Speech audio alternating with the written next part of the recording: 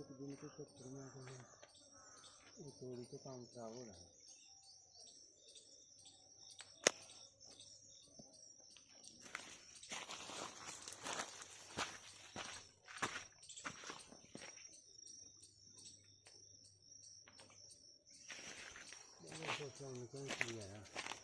बस नहीं अभी भाई।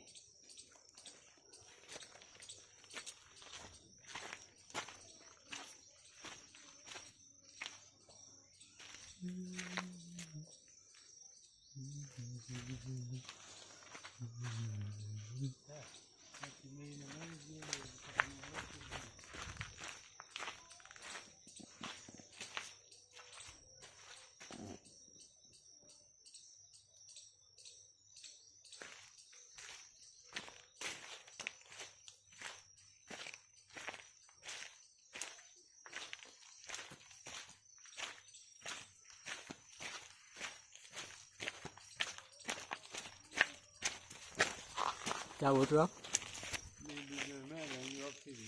क्यों?